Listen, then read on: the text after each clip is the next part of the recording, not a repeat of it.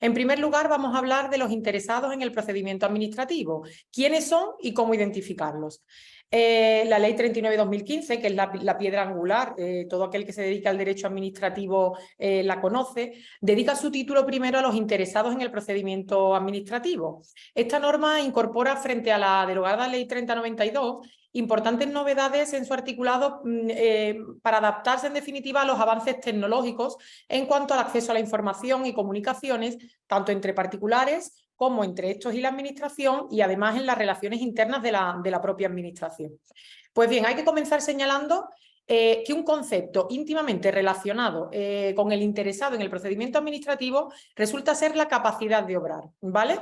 Siendo esta la aptitud para poder ejercer y cumplir los derechos y obligaciones de los que se es titular. En concreto, el artículo 3 de la citada Ley 39/2015 prevé que la capacidad de obrar ante las administraciones públicas la ostentan todas aquellas personas, tanto físicas como jurídicas, que la posean con arreglo a lo establecido en las normas civiles. Esto es, las personas físicas mayores de edad y no incapacitadas, cualquier persona jurídica legalmente constituida, los menores de edad, para el ejercicio y defensa de aquellos derechos e intereses que el ordenamiento jurídico le permita, sin la asistencia de persona que ejerza su patria potestad, su tutela o curatela, y todos aquellos colectivos de afectados, uniones, entidades sin personalidad jurídica y patrimonios independientes que la ley así lo declara expresamente. Sin embargo, un concepto que debe quedar muy claro es que para actuar como interesado en el procedimiento administrativo no es suficiente con tener capacidad de obrar, sino que es necesaria la existencia de una relación entre el ciudadano y el objeto del procedimiento, que la ley del procedimiento administrativo común viene a denominar la legitimación. El artículo 4 define el concepto de interesado y reconoce que existe esta legitimación, es decir, se consideran interesados en el procedimiento administrativo quienes lo promueven como titulares de derechos o intereses individuales o colectivos, este sería el caso más típico. Los que sin haber iniciado el procedimiento tengan derechos que puedan resultar afectados por la decisión que en el mismo se adopte. Por ejemplo, pensemos cuando un opositor recurre a un proceso selectivo en el que ha participado, la administración está obligada a emplazar a aquellos posibles interesados, puesto que pueden existir otros opositores cuyos derechos sin duda pueden resultar afectados. Aquellos cuyos intereses legítimos, individuales o colectivos puedan resultar afectados por la resolución y se personen en el procedimiento en tanto no haya recaído resolución definitiva, también se considerarían interesados. Y asimismo las asociaciones y organizaciones representativas de intereses económicos y sociales, dice la ley que serán titulares de intereses legítimos colectivos en los términos que la ley reconozca. Por ejemplo, los sindicatos. Tuvimos en el despacho hace poco un caso en el que un sindicato, en particular este caso era un sindicato de la policía local de un municipio de aquí de Andalucía, que presentó un recurso de reposición en nombre de todos sus asociados y efectivamente se le reconoció la condición de interesado en el procedimiento. Y por último, cuando la condición de interesado derivase de alguna relación jurídica transmisible, el derecho habiente sucederá en tal condición cualquiera que sea el estado del procedimiento. En este caso también puedo poner un ejemplo de un caso que tuvimos en el despacho. Era un asunto de responsabilidad patrimonial de la administración por una caída en la vía pública, en la que el interesado, quien había promovido el procedimiento de responsabilidad patrimonial, falleció durante la tramitación del procedimiento en vía administrativa. Pues bien, en este caso lo que hicimos es que sus herederos se personaron en el procedimiento y se continuó con la tramitación hasta su terminación. Por cierto, en este caso también finalmente acudieron los herederos a la vía judicial y se tramitó el correspondiente procedimiento también.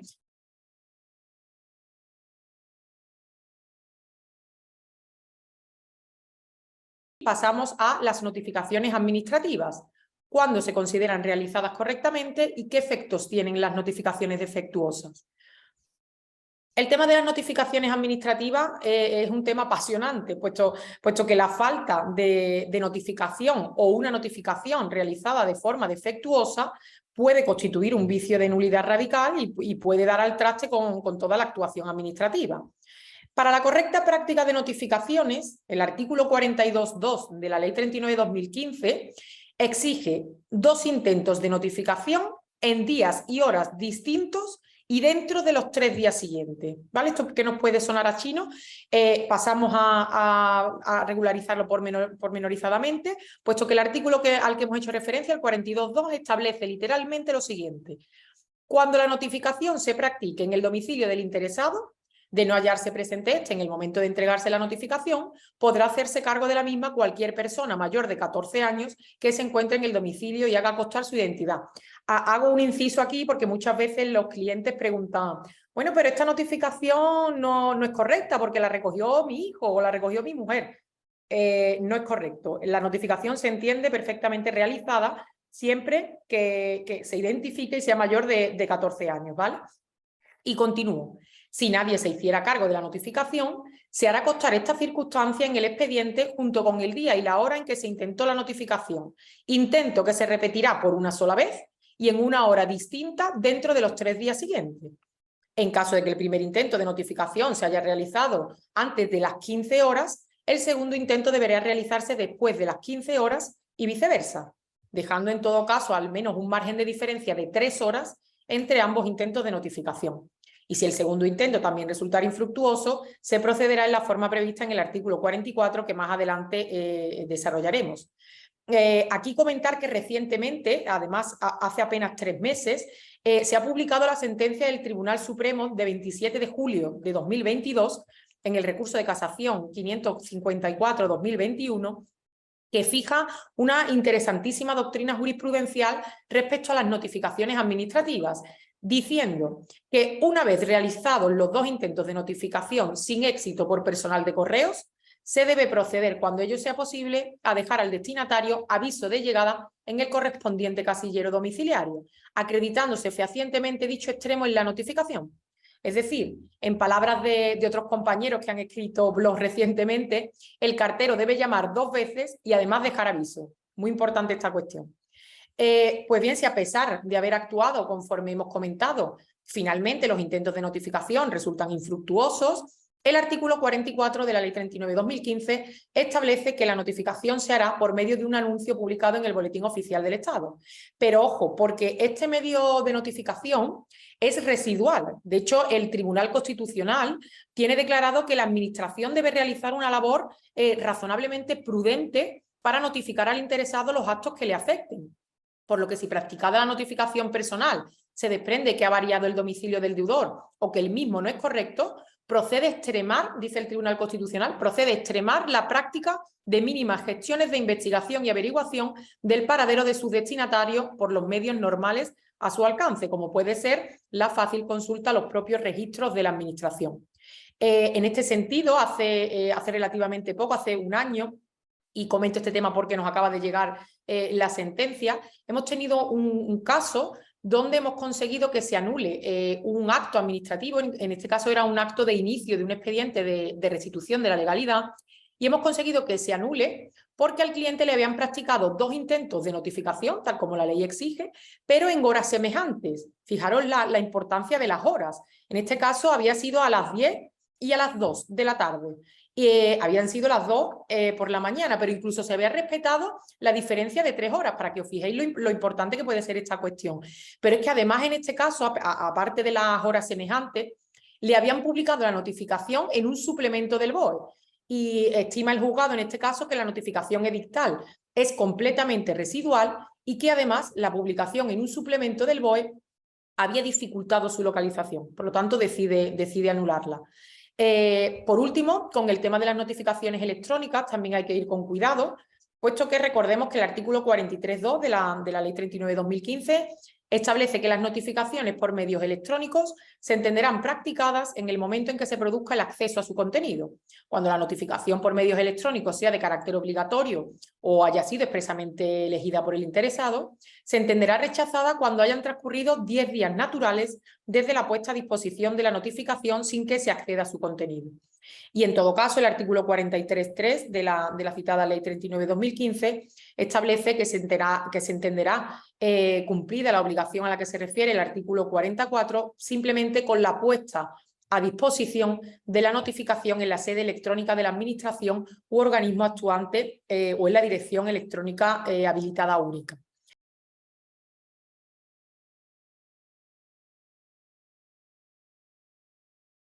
¿En qué casos es obligatorio comunicarse electrónicamente con la Administración? Pues bien, para responder a esta cuestión hay que atender a lo dispuesto por el artículo 14 de la Ley 39/2015, que dispone en primer lugar que las personas físicas pueden elegir en todo momento si se comunican con la Administración a través de medios electrónicos o no, salvo que estén obligadas a relacionarse a través de medios electrónicos con las administraciones públicas. Decir también que el medio elegido por la persona para comunicarse con las administraciones públicas puede ser modificado en cualquier momento, ¿vale? Eso que lo tengamos presente. Y en todo caso, respondiendo a la pregunta que nos hacíamos en este apartado de nuestra exposición, están obligados a relacionarse a través de medios electrónicos con las administraciones públicas para la realización de cualquier trámite de un procedimiento administrativo, al menos los siguientes sujetos: las personas jurídicas, todas las mercantiles, las entidades sin personalidad jurídica, quienes ejerzan una actividad profesional para la que se requiera colegiación obligatoria para los trámites y actuaciones que realicen con las administraciones públicas en ejercicio de dicha actividad profesional, y en todo caso dice la ley que dentro de este colectivo se entienden incluidos los notarios y registradores de la propiedad y mercantiles, quienes representen a un interesado que esté obligado a relacionarse electrónicamente con la administración, y los empleados de las administraciones públicas para los trámites y actuaciones que realicen con ella por razón de su condición de empleado público. Es la forma en que se determine reglamentariamente por cada administración, ¿vale? Además, reglamentariamente las administraciones podrán establecer la obligación de relacionarse con ellas a través de medios electrónicos para determinados procedimientos y para ciertos colectivos de personas físicas que por razón de su capacidad económica, técnica, dedicación profesional u otros motivos, quede acreditado que tienen acceso y disponibilidad de los medios electrónicos necesarios.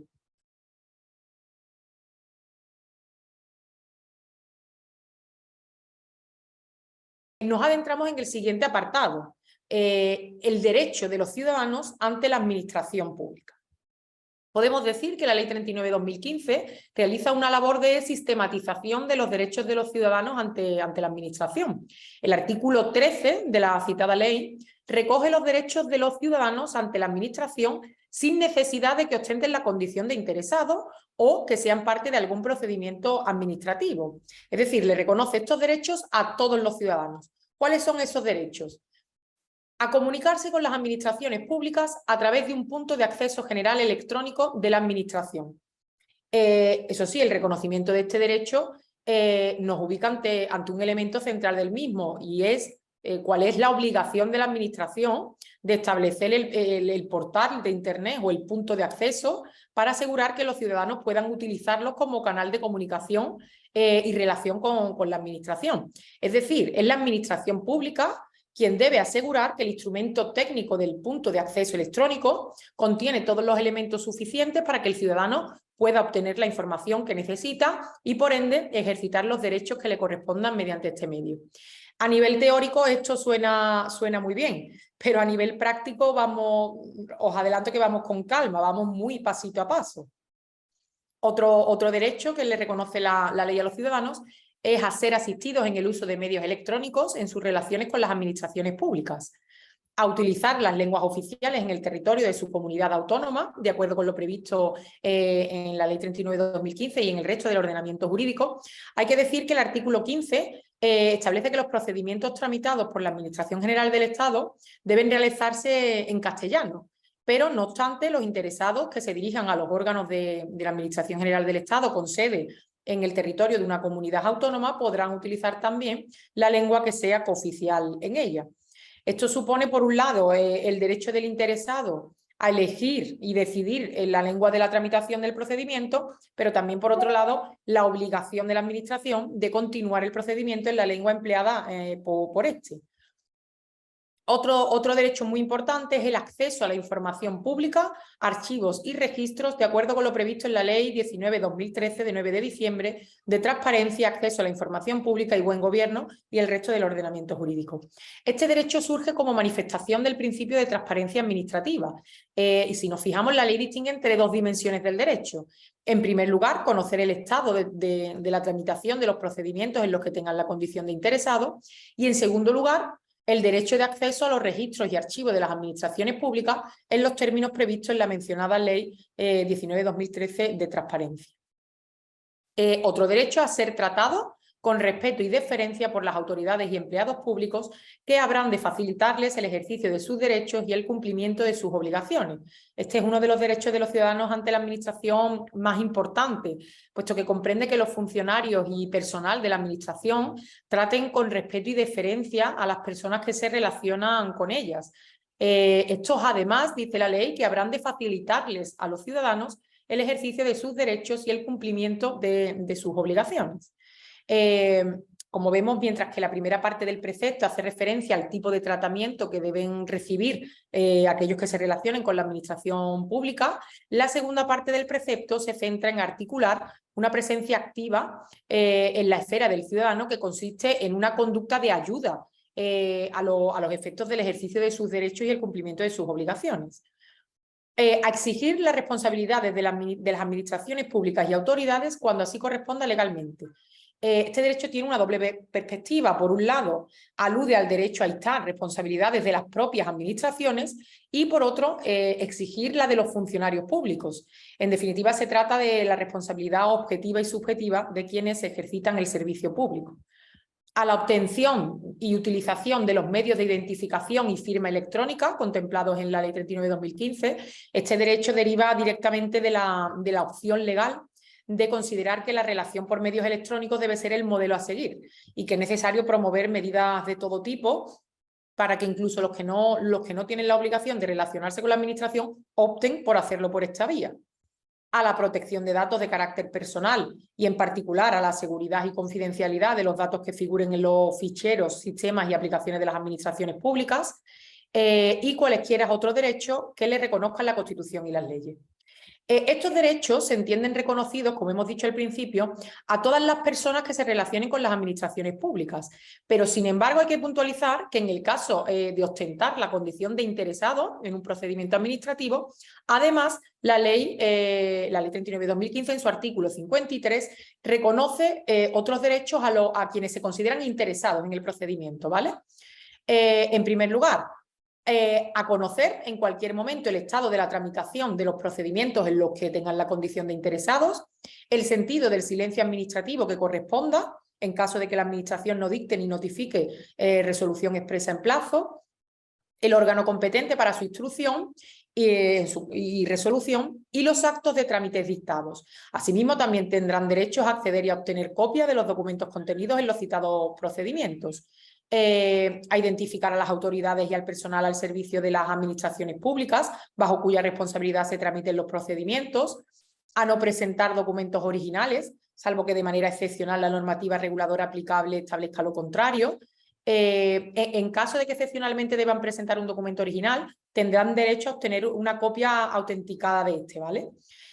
A no presentar datos y documentos no exigidos por las normas aplicables al procedimiento de que se trate, que ya se encuentren en poder de las administraciones públicas o que hayan sido elaborados por estas, a formular alegaciones y utilizar los medios de defensa admitidos por el ordenamiento jurídico y aportar documentos en cualquier fase del procedimiento anterior al trámite de audiencia, a obtener información y orientación acerca de los requisitos jurídicos o técnicos que las disposiciones vigentes impongan a los proyectos, actuaciones o solicitudes que se propongan realizar, actuar asistidos de asesor cuando lo consideren conveniente en defensa de sus intereses, a cumplir las obligaciones de pago a través de los medios electrónicos y además, en el caso de procedimientos de naturaleza sancionadora, los presuntos responsables tendrán derecho a ser notificados de los hechos que se le imputen, de las infracciones que tales hechos puedan constituir y de las sanciones que en su caso se les pudiera imponer, así como conocer la identidad del instructor, de la autoridad competente para imponer la sanción y de la norma que atribuye la competencia. Y, por supuesto, a la presunción de no existencia de responsabilidad administrativa mientras no se demuestre lo contrario. Es el traslado a la vía administrativa del famoso indubio pro reo.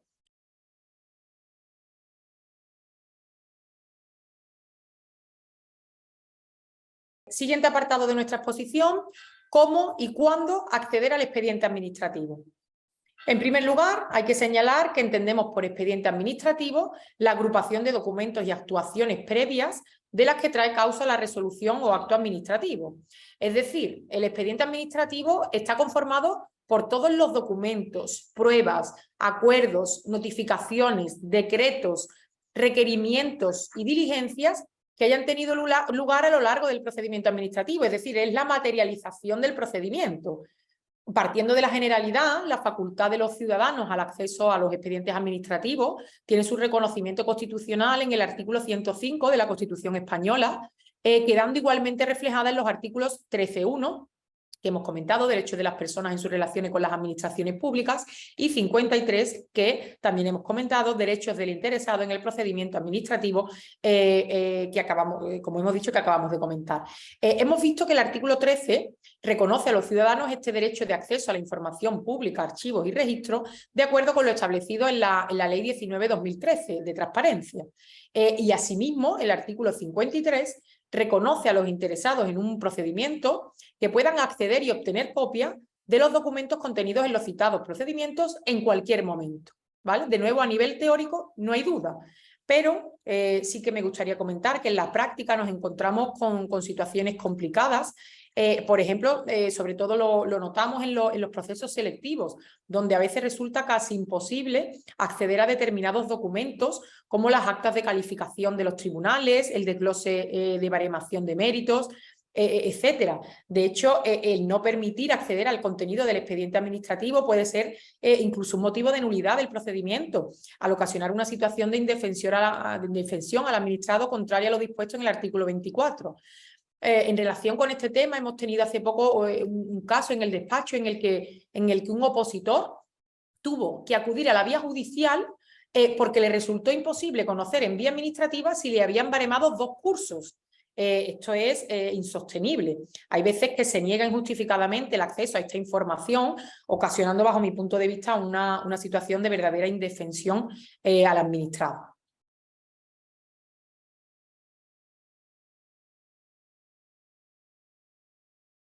Claves para computar correctamente los plazos en vía administrativa.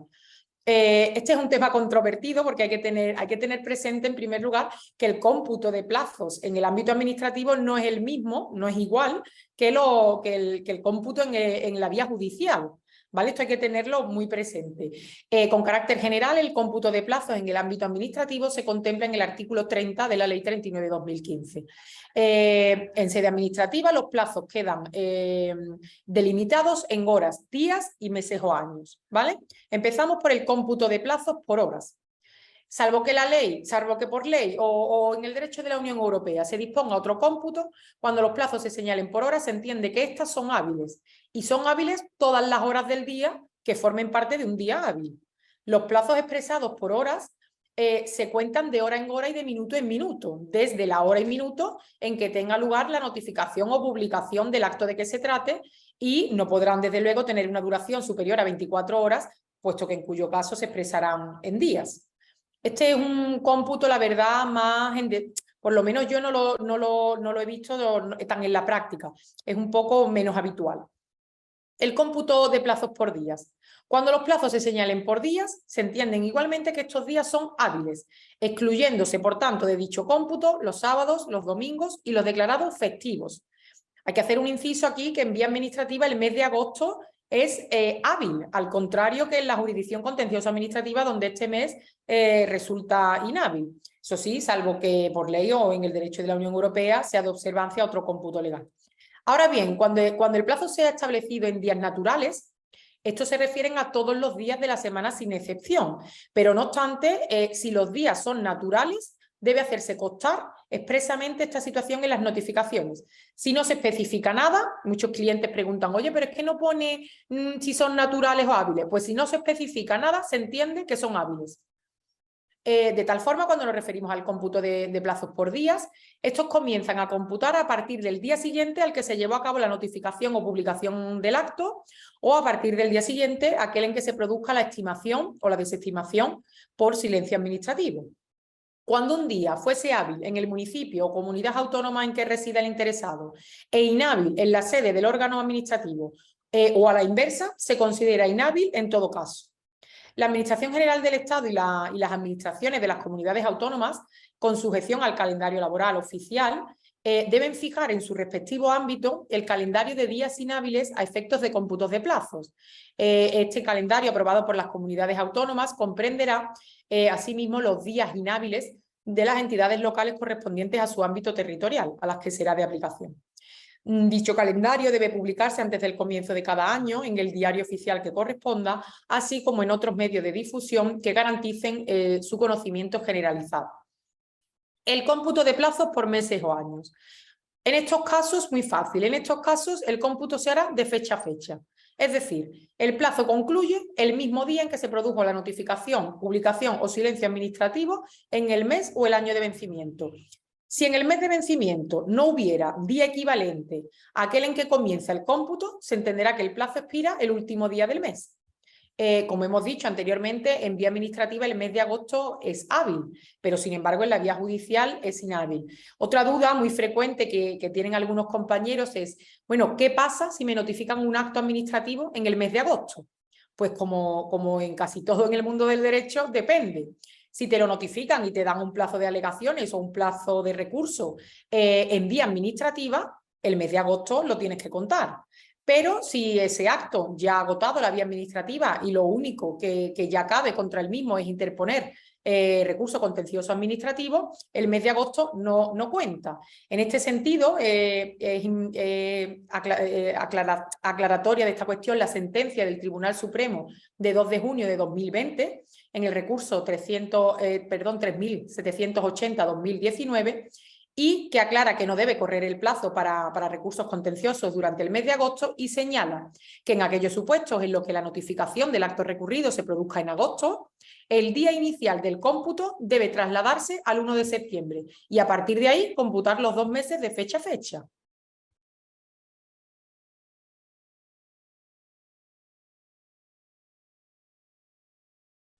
Causas de nulidad de pleno derecho de un acto administrativo. Aquí llegamos a la madre del cordero, puesto que cualquier compañero que se dedique al derecho administrativo va a intentar siempre demostrar que hay una causa de nulidad del acto administrativo y pretender la nulidad de la actuación de la administración, sobre todo cuando perjudica los intereses del cliente. Pero hay que tener claro que el artículo 47 de la Ley 39/2015 establece que son nulos de pleno derecho los actos en los que concurran algunas de las siguientes características. En primer lugar, que lesionen los derechos y libertades susceptibles de amparo constitucional. Hay que tener en cuenta que los derechos y libertades fundamentales son el cimiento del orden político y de la paz social, ostentando así la máxima protección mediante el recurso de amparo.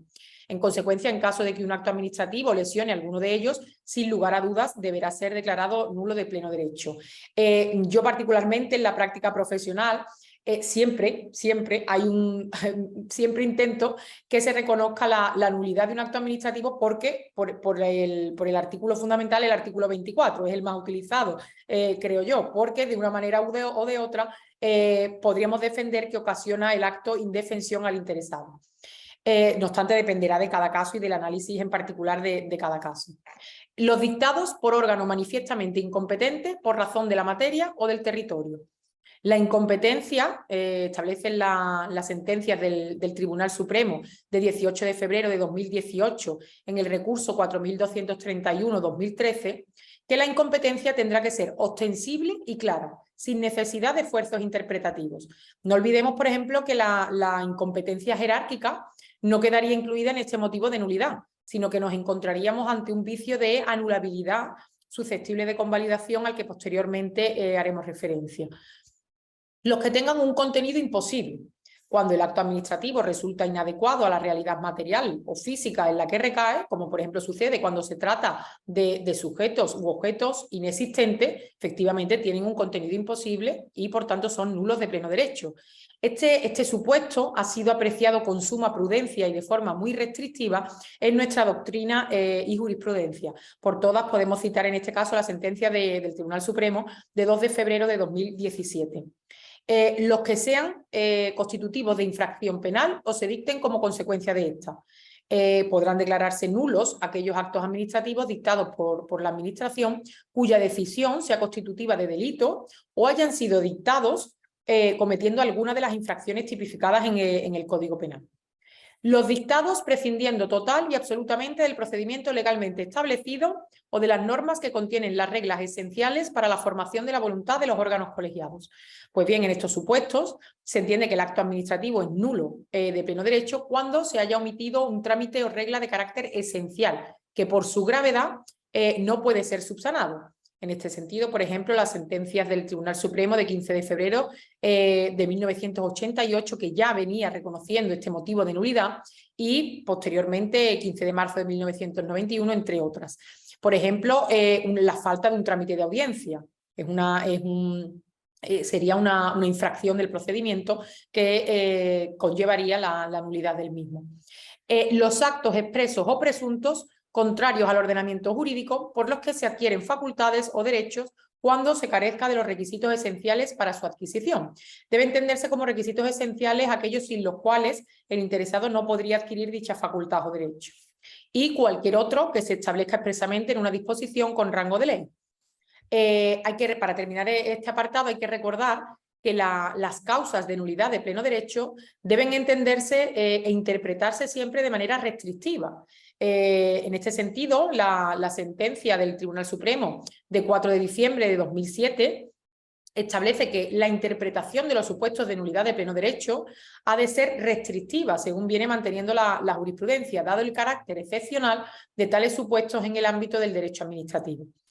Por último, recordar que en caso de que concurra la nulidad, sus efectos serían ex tunc, es decir, desde el origen, lo que supone que el acto administrativo en cuestión sea eliminado por completo del ordenamiento jurídico.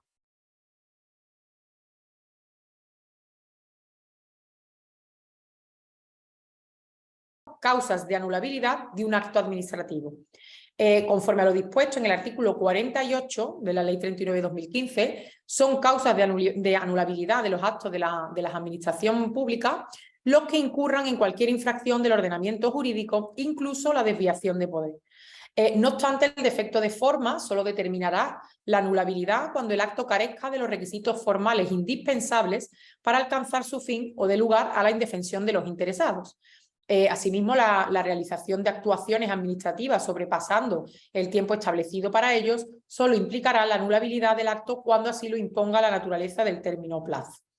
La consecuencia veíamos antes que con la nulidad la consecuencia era ex nunc, desde el origen. Pues bien, las consecuencias de la anulación del acto administrativo serán ex nunc, esto es, desde que el vicio se produjo, el cual debe ser subsanado, previa retroacción del procedimiento, prosiguiendo el procedimiento desde entonces y salvaguardando aquellos actos que no queden afectados por el mismo.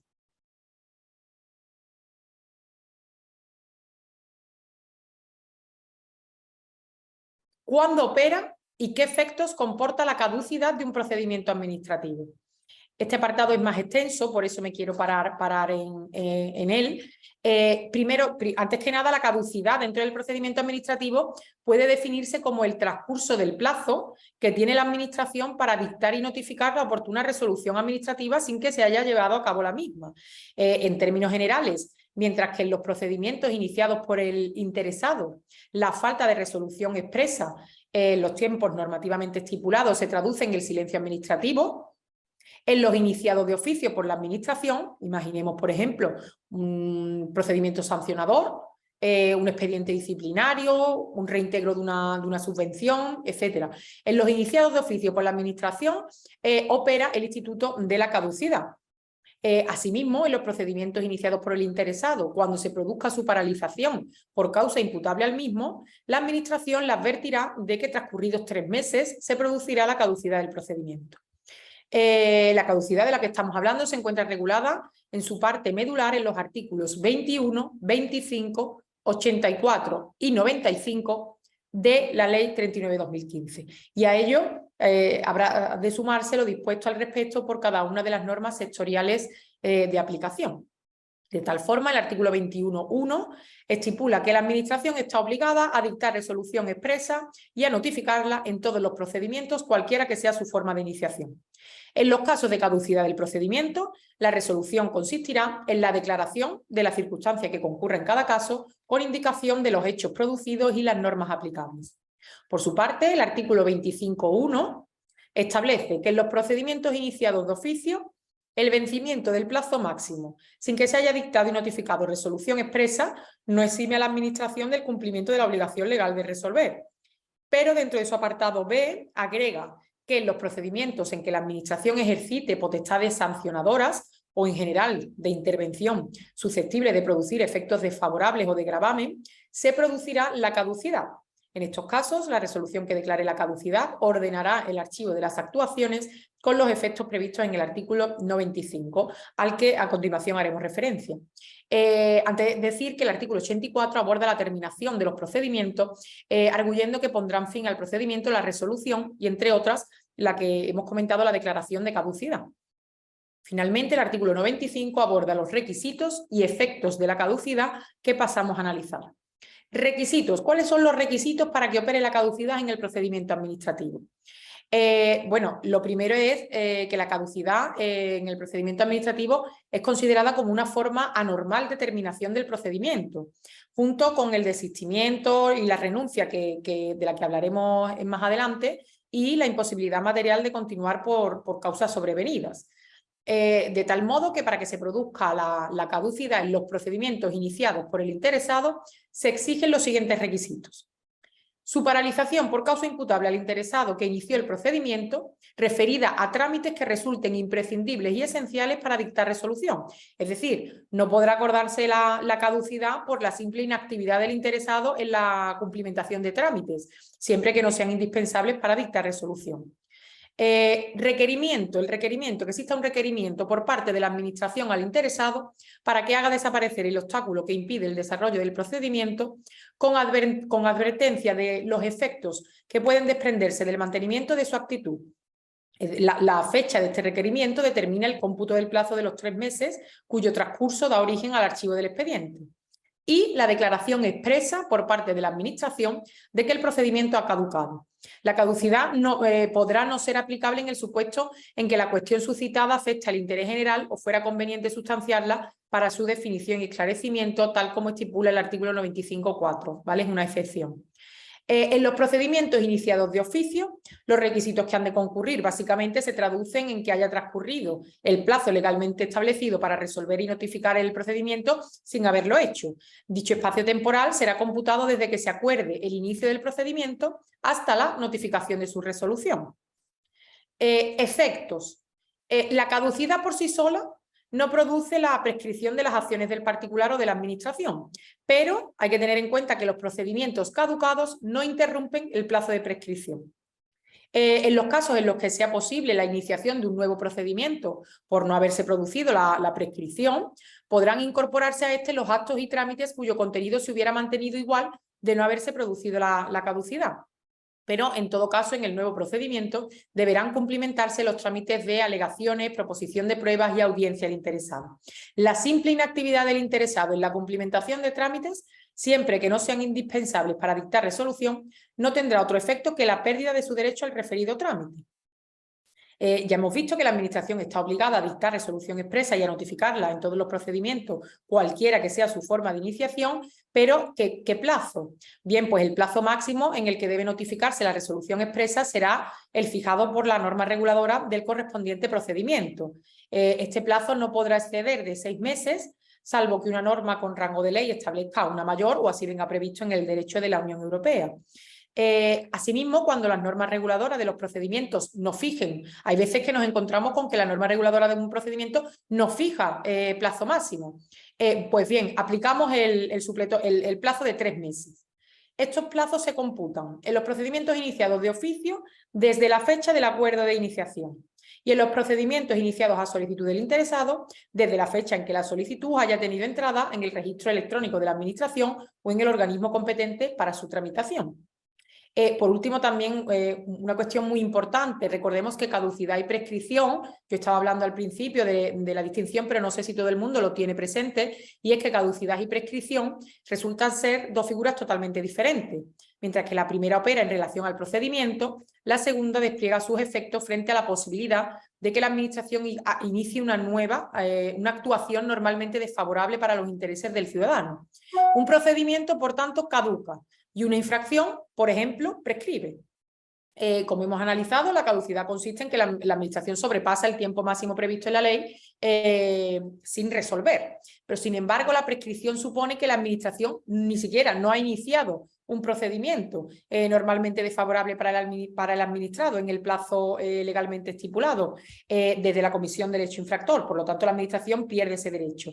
En efecto, cuando un procedimiento que ha caducado puede volver a ser iniciado siempre y cuando la infracción no haya prescrito. En cambio, si prescribe, la Administración ha perdido definitivamente la oportunidad de dar inicio al procedimiento.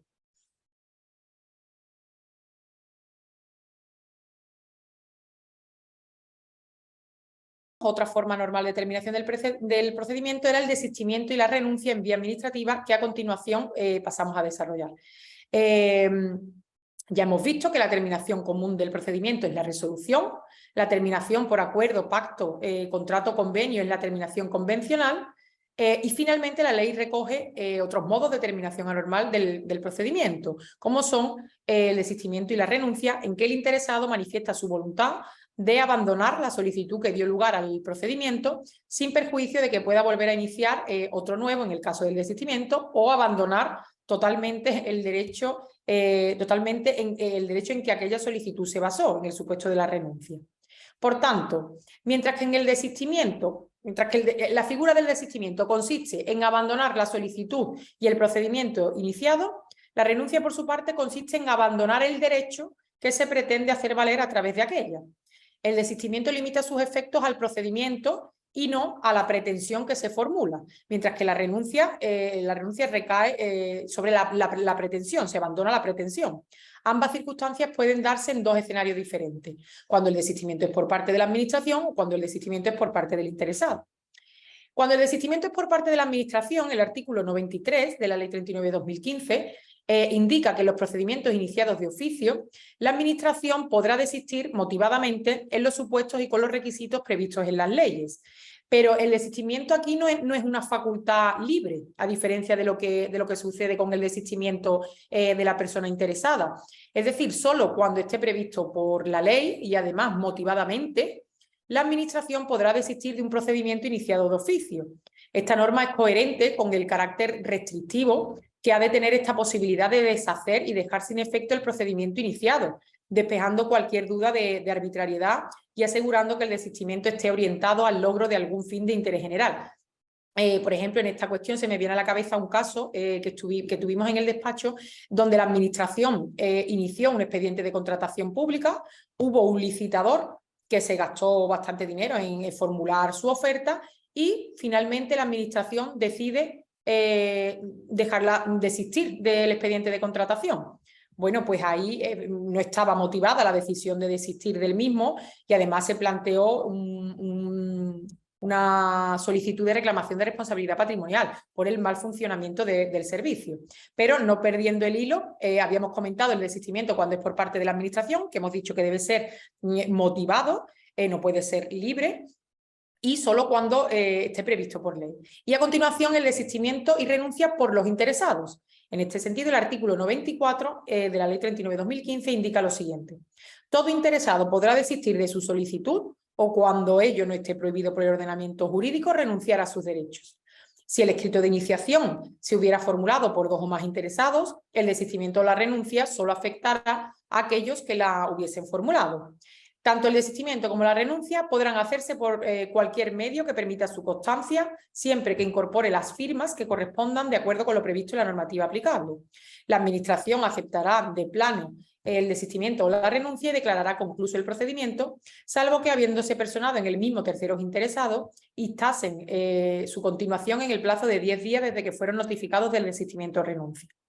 El apartado 5 de este artículo establece un límite indicando lo siguiente. Si la cuestión suscitada por la incoación del procedimiento entrañase interés general o fuera conveniente sustanciarla para su definición y esclarecimiento, la Administración podrá limitar los efectos del desistimiento o la renuncia al interesado y seguirá el procedimiento. Por último, para ya finalizar, hay que tener en cuenta que tanto el desistimiento como la renuncia conllevan la finalización del procedimiento, pero con una diferencia en la que vuelvo a insistir. El desistimiento en el decidimiento concluye el procedimiento en curso, pero no impide que en el futuro se pueda abrir un nuevo expediente.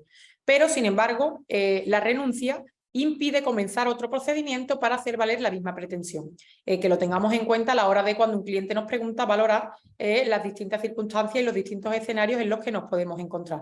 Con esto finalizo mi ponencia. Os pido perdón de forma anticipada porque he ido queriendo además tratar todos los temas, un poquito de cada tema, por si hubiera, para que quedaran algunas cuestiones, aunque pocas, pero algunas cuestiones claras.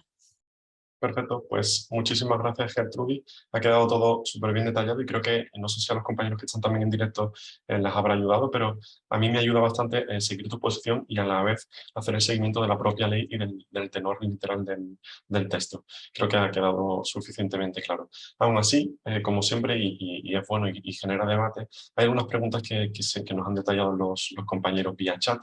Si te parece bien, te voy tratando alguna de ellas. Asimismo, vía chat también las tienes por si las quieres releer conmigo, ¿vale?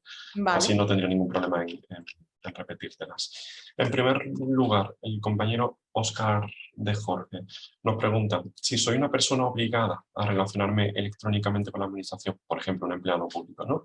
Y sin embargo, la administración nos remite la notificación por vía postal o presencialmente por otro empleado, notificador, policía local, etcétera.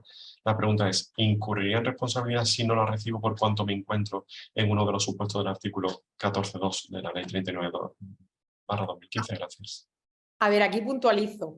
Cuando tú estás obligado a relacionarte electrónicamente con la administración, lo estás en ambos sentidos. Es decir, tú te tienes que relacionar por medios electrónicos con la administración y la administración también tiene que relacionarse con medios electrónicos contigo. ¿Qué ocurre? Que hay administraciones que van muy lentamente y incurren en prácticas como la que nos comenta el compañero. Claro, tú podrías darte por no notificado y esperar a que te notifiquen electrónicamente. ¿Qué ocurre? Que esa es la teoría. Lo que es la ley, efectivamente, siguiendo el tenor literal de la ley, deberían de comunicártelo por medios electrónicos y no incurrirías en ningún tipo de responsabilidad si no la recoges por medio de otro empleado público o por vía postal. No incurrirías en ningún tipo de responsabilidad. Claro está que una cosa es la legalidad aplicable y otra cosa es la práctica con la que nos encontramos. Por lo tanto, siempre os digo, hay que también valorar, hay que poner en juego la seguridad jurídica. Si tú sabes que tú tienes conocimiento de que es un procedimiento que te puede afectar gravemente, recógela. Claro, a ver, ¿qué hago de abogado del diablo? Porque yo estoy en la otra parte. Yo si cojo, decía un profesor mío, decía, en el derecho administrativo se afina la punta del lápiz. Pues bien, afilando, te diría que, no, que efectivamente podrías plantear un procedimiento en el caso de que te abrieran algún expediente disciplinario o cualquier otra cuestión, porque tendrías argumentos más que de sobra y además en ese sentido se está pronunciando la jurisprudencia más reciente para defender que no es así, que el derecho, o sea, la obligación opera en una doble vertiente, tanto del empleado público en este caso, como es el compañero, como también de la administración. Perfecto. Entiendo que, como tú bien decías, es una práctica habitual, ¿no?, de la administración, este tipo de estrategias, llamémoslo así. Fenomenal, pues esperamos haber resuelto la duda del compañero Óscar.